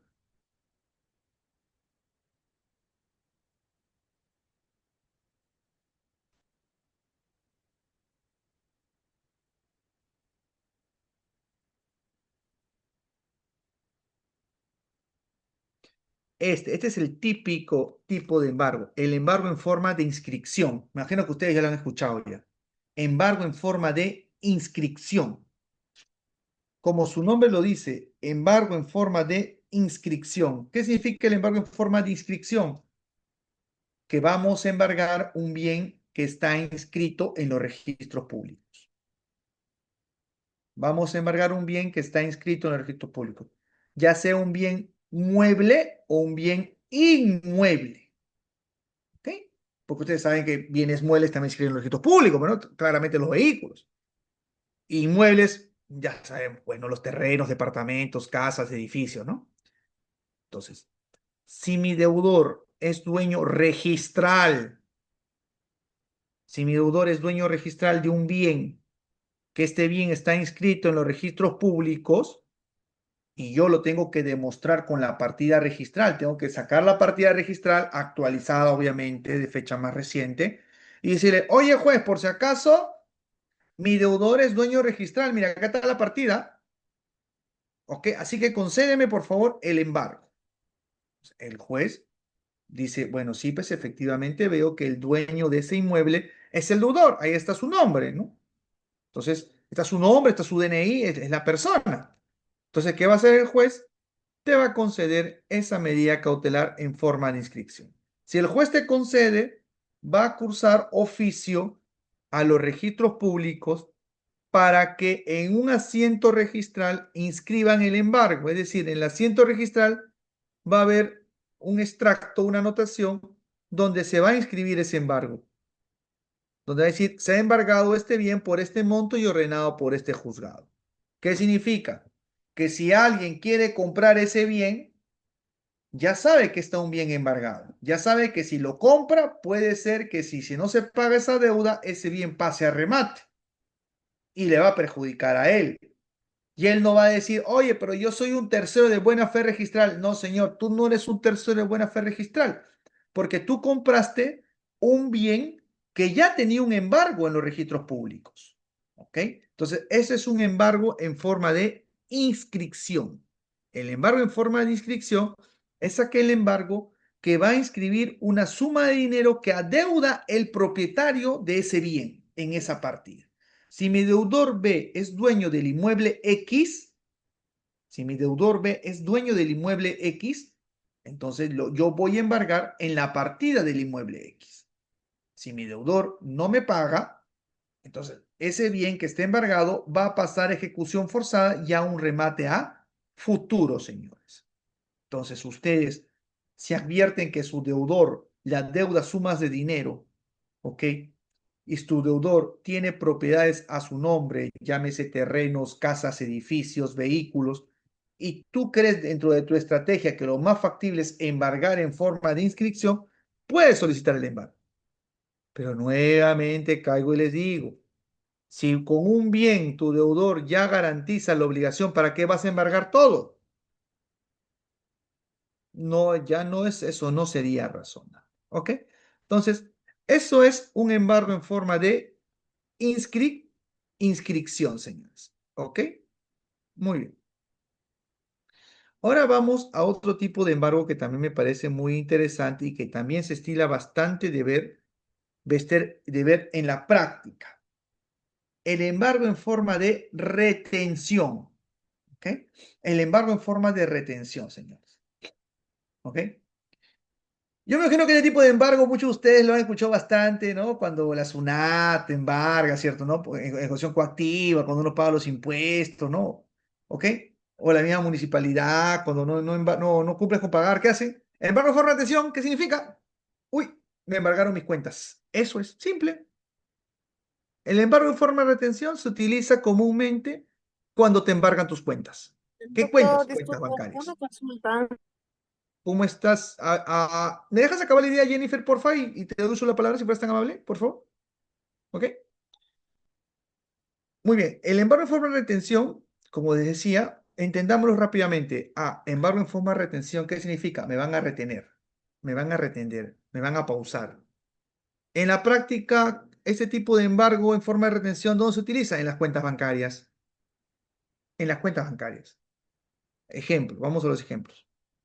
Si mi deudor X me adeuda $50,000, mi deudor X me adeuda $50,000, ¿ok? ¿Puedo solicitar al juez embargar las cuentas del señor X por los $50,000? Claro que sí, puedes embargar. Si el juez te concede la medida cautelar en forma de retención, va a oficiar a todas las entidades bancarias, cajas municipales, cooperativas y todas ellas que tú hayas señalado para que procedan a retener esos montos que tenga el deudor y que alcancen al monto embargado, pues, ¿no? Si tú pides $20,000 o $30,000, tiene que ser el embargo hasta ese tope. Ha habido muchos casos que a veces se concede el embargo, imaginemos por $20,000, y se oficia a todas las entidades bancarias, y todas las entidades comienzan a retener, y a veces hacen una sumatoria y son como $100,000. Eso no corresponde. Ahí se tiene que solicitar el levantamiento del resto y solamente retener 20,000, nada más, solo 20,000, nada más. ¿Ok? Así que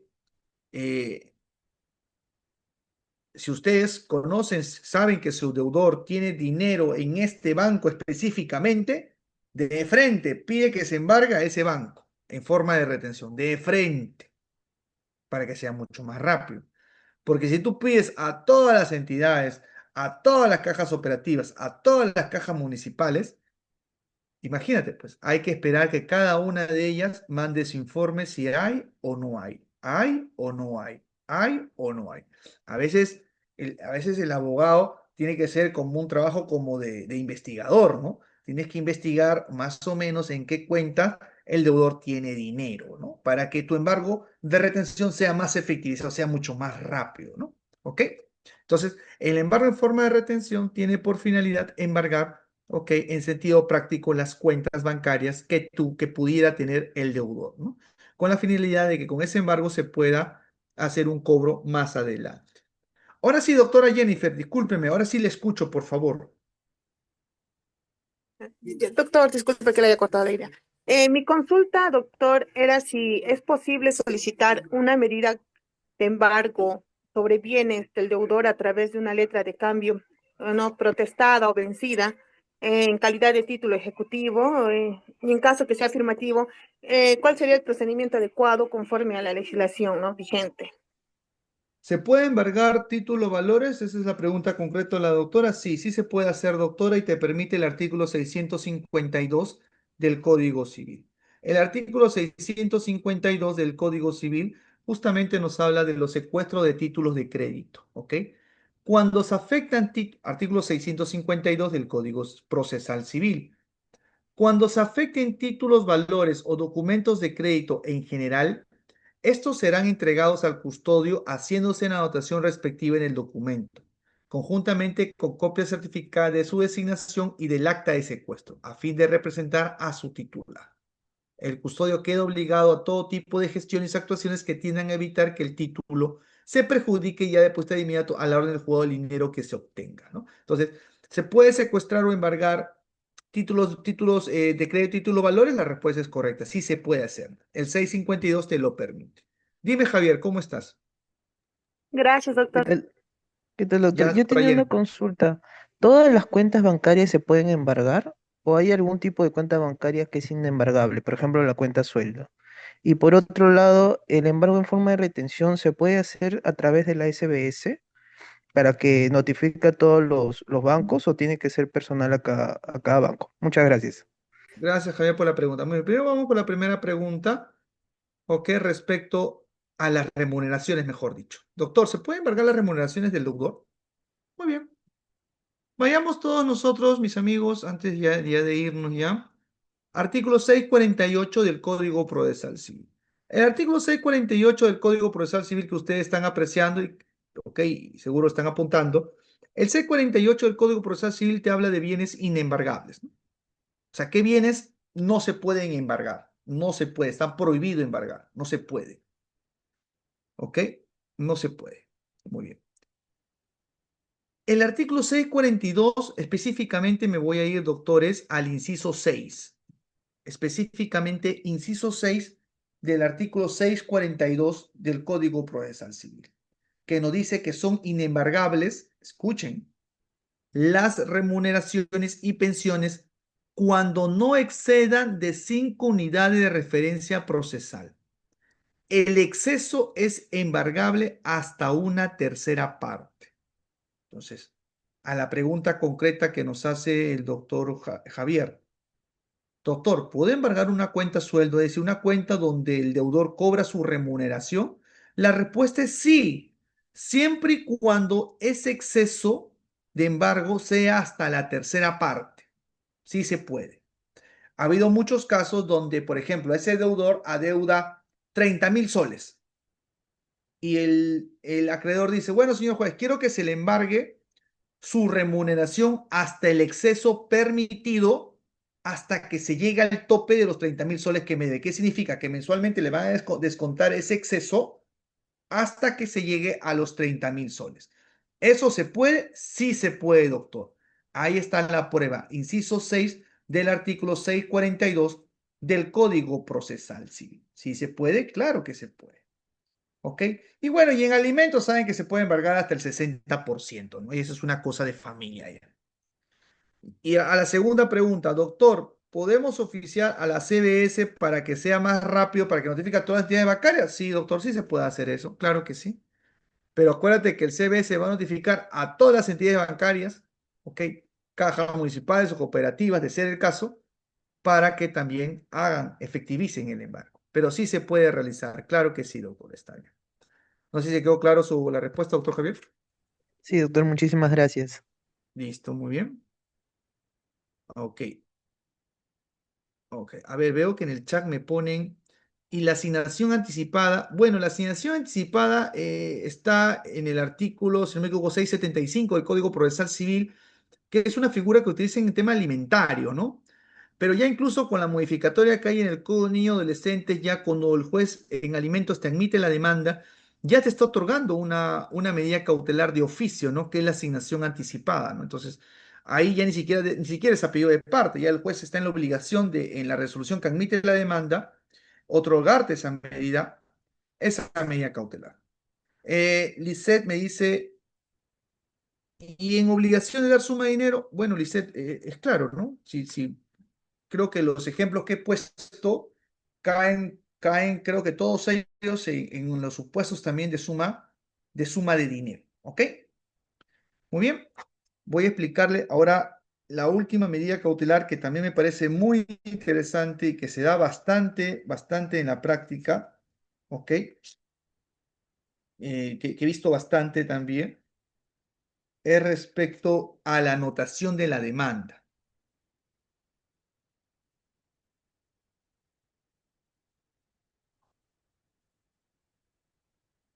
Muy bien. Como pueden apreciar ustedes, estimados colegas, el 673 del Código Procesal Civil nos habla de la anotación de la demanda. Es el embargo sobre anotación de demanda en los registros públicos. Este tipo de anotación se da en los casos de nulidad de acto jurídico, en los casos de prescripción adquisitiva, en los casos de reivindicación, en los casos de petición de herencia, ¿ok? Donde se está discutiendo, ¿ok? Ese bien. Hay una litis sobre un bien y ese se está discutiendo.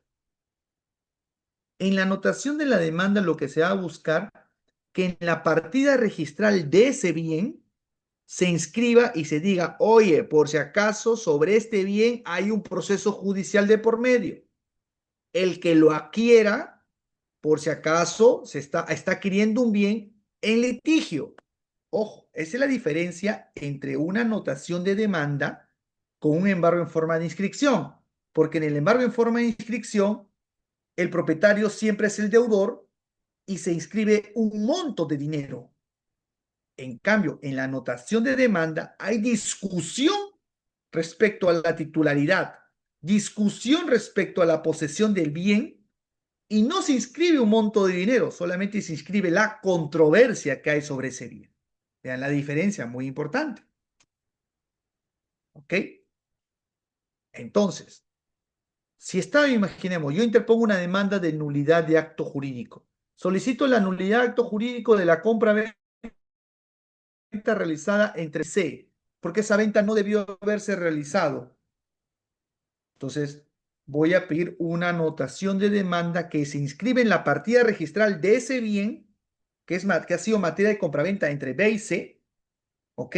Para que cualquier tercero vea que sobre ese bien ya hay una demanda de nulidad de acto jurídico. Ustedes saben que la nulidad de acto jurídico es un proceso largo. Pero mientras dure ese proceso, donde se está litigando, cuestionando ese bien, ¿ok? Futuros terceros sepan que si compran ese bien, hay un bien con litigio. Hay un bien con litigio. En consecuencia, no podrían alegar una buena fe registral. Entonces, doctores, la anotación de la demanda es aquella medida cautelar que se utiliza para inscribir en la partida registral del bien que es materia de litis o materia de conflicto. Esa es una gran diferencia con un embargo en forma de inscripción, donde sí el inmueble tiene que ser el deudor y donde se inscribe estrictamente una suma de dinero. En cambio, en la anotación de demanda no se hace eso. ¿Ok? No se hace eso.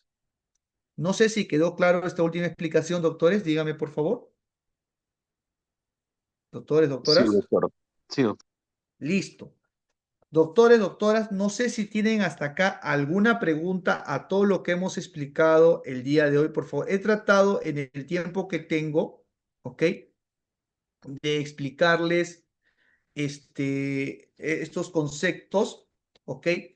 De las medidas cautelares desde un punto de vista práctico, dado también del tiempo que tenemos también, ¿no? ¿Ok? No sé si hay alguna interrogante antes de finalizar, doctores, doctoras, alguna pregunta, que algo no quedó claro, pueden decirme, por favor. Doctor, buenas Doctor, noches. disculpe. A ver, vamos Buenas. primero por partes. A ver, vamos a ver, ¿a quién alza la mano primero, por favor? A ver.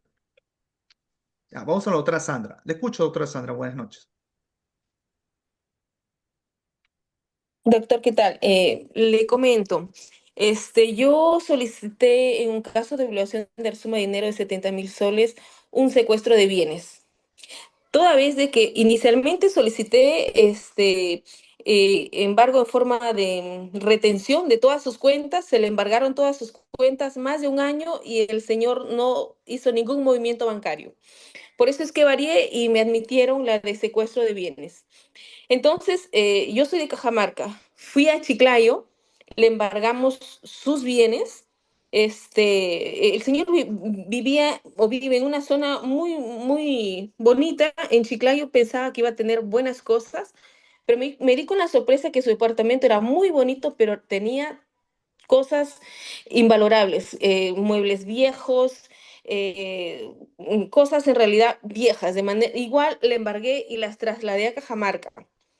En realidad, todos sus bienes sumarán pues 10.000 soles, siendo la deuda 70.000.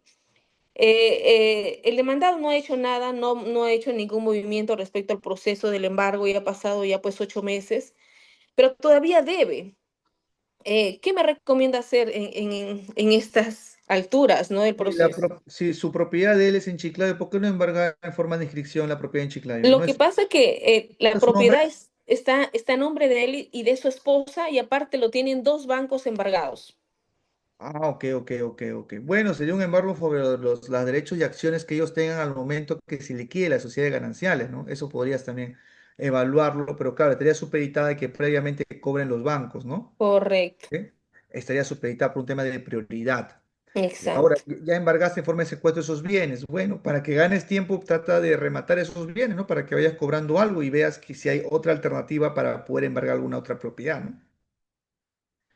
Doctor, y para el remate necesariamente se tiene que pagar tasador, ¿verdad? Tasador, Claro que sí. perito. Sí, así es Y porque, obviamente que eso demanda de gasto, ¿no? Para las pero cosas tienes, que en realidad. claro, por eso tienes que ver si es atractivo o no sacar el embargo a remate eso, pues doctora, porque hay un procedimiento que pagar ahí. Sí, pues. Bien, doctor, muchas gracias. No te preocupes, gracias a ti. Ok, a ver, Walter, te escucho, buenas noches. Doctor, sí. Doctor, así rápidamente. Doctor, en un proceso de divorcio, siempre la cónyuge inocente siempre pide una indemnización.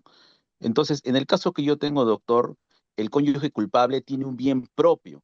Entonces, doctor, la cónyuge inocente puede interponer una cautelar, escuchando su clase de inscripción, solicitando pues sobre el bien propio del cónyuge culpable mientras dure el proceso para asegurar pues la indemnización a futuro. A ver, primero vamos por partes. ¿Tu patrocinada ha reconvenido pidiendo indemnización? No, ella va a iniciar el proceso de divorcio, ¿no? Por la causal de Ah, separación. ok. Recién vas a Abandono de interponer tu hogar, demanda, perdón. recién vas a meter tu demanda de divorcio y como pretensión vas a pedir un monto indemnizatorio. Así es, doctor. Bueno, entonces podría solicitar como una medida cautelar dentro del proceso, no un embargo en forma de inscripción, que sea similar al monto de indemnización, que ya es un monto cuantificable, ¿no? Ah, ok, sí, eso es lo que quería saber, doctor. Entonces, sí, sí se Listo, puede hacer, ¿no? gracias. Sí, claro. Gracias. A ver, el doctor Orlando le escucho. ¿Cómo está, doctor? Buenas noches. Su prenda, no se escucha. Aló, buenas noches, doctor. ¿Me escucha? Sí, ¿Cómo está, doctor. doctor? No, en mi Sí, caso doctor. yo soy un participante, no soy abogado, pero sí tengo una consulta que hacerle, en un caso mío, ¿no? ¿Qué pasa? Uno puede pedir una medida cautelar cuando uno es afectado en su calidad de socio de una organización, de una entidad, comercial. Si uno puede hacer esta medida cautelar, puede pedirlo, pero ¿de qué modo la medida cautelar tiene que solicitarlo? A ver, es Eso que no quisiera logro decir. entenderte, no logro entenderte. ¿Hay una medida cautelar que es contra una cooperativa, me dices? No, yo pertenezco como socio a a una organización, a un centro comercial, pero he sido excluido de ese centro comercial, entonces lo que estoy pretendiendo es hacer una medida cautelar. Ah, tú quieres hacer una reposición, que te repongan como miembro de esa asociación. Sí, correcto. Bueno, la medida cautelar ahí, pero ya tendrías que ver la naturaleza, pues, ¿no? Una medida cautelar en este caso sería una reposición, pues, ¿no? Es un tema, el que están excluido, que es un socio, tendrías que ver, ¿no? Si están excluidos por socio, tendrías que después de tu demanda y como una medida cautelar temporal, ¿no? Que te repongan, pues, ¿no? Pues tendrías que Antes de evaluarlo, iniciar, depende de la demanda principal. Antes de iniciar el proceso, disculpa que lo interrumpa, antes de iniciar el proceso judicial, puedo hacer la medida cautelar, ¿no? Bueno, yo vuelvo a decir, la medida cautelar fuera de proceso ustedes la pueden plantear, pero tienen que demostrar estrictamente que tienen el derecho. Acuérdense que es una medida cautelar muy fuerte, que tiene que causarle convicción al juzgador, porque Mm, prácticamente el juez te va a dar una medida cautelar antes que se inicie un proceso principal. Tiene que ser muy convincente tu medida cautelar. ¿Ok? gracias, muy amable. Gracias. Muy bien. Con usted concluyo, doctora Nancy. Le escucho, por favor. Sí, buenas noches, doctor. Muchísimas gracias. ¿Sabe qué? Le estaba escuchando atentamente la última parte de su exposición que refería de la anotación de la demanda, pero fue muy breve cuando explicó lo del embargo en forma de inscripción. También podría darse un embargo en forma de inscripción en una nulidad de acto jurídico, a ver si nos puede aclarar esa parte. Y lo otro también, hay un rubro en el Código Procesal Civil que se refiere a las medidas de innovar y de no innovar. ¿En qué caso se presentan? Y si nos puede explicar un poco sobre ese tema. Gracias. Gracias a usted, doctora Nancy. Bueno, el tema de la nulidad de acto jurídico como embargo en forma de inscripción, no digo que no se pueda dar, ¿no? Porque puede ser que hayas pedido en ese tipo de proceso alguna indemnización, pues, ¿no? O algún pago de costos y costas y tal vez quieras embargar. Claro, ¿se puede realizar? Sí se puede realizar. Pero generalmente se estila mucho dentro de un proceso de nulidad de acto jurídico solicitar una anotación de demanda, porque lo que se busca es efectivamente inscribir en la partida del bien que es materia de litigio de esa nulidad, pues, ¿no? Pero claro, podría caber, en casos excepcionales, un embargo en forma de inscripción, pero no sobre el bien que es materia de litigio, ¿ah? Sino sobre alguna deuda que se genere sobre ello. Porque acuérdate que el embargo en forma de inscripción es embargar una propiedad del que te debe. Ese es un embargo en forma de inscripción, a diferencia de una anotación de demanda. La última interrogante que me hizo, doctor, la medida cautelar innovativa y no innovar, esas son medidas cautelares excepcionales. Son muy excepcionales. Los jueces civiles, esas medidas cautelares de innovar y no innovar, no te la conceden por conceder. Te tienen que dar una muy buena convicción, tienes que demostrar tu verosimilitud, tu peligro de demora, tu razonabilidad en forma tan, pero tan clara para que te la puedan otorgar. La medida cautelar de no innovar, ¿qué significa?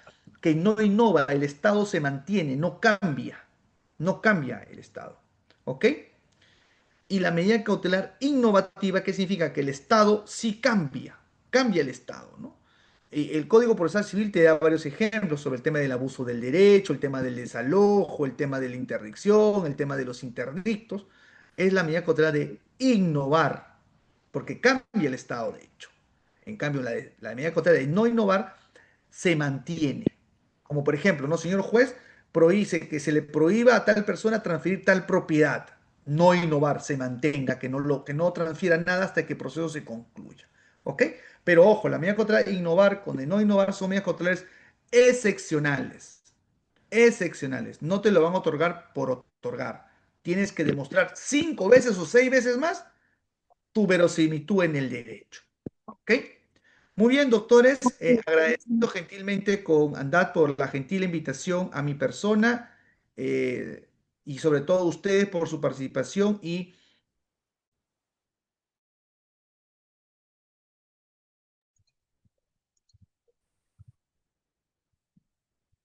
ya que varios de ustedes acá que están presentes son operadores del derecho. Muy gracias, muy agradecido, doctora, por la gentil invitación a su persona. Gracias. Muchísimas gracias a usted, doctor Rafael, por la excelente disertación. Esperamos todavía contar con su participación en nuestros próximos eventos académicos. Muy buenas noches, doctor. Buenas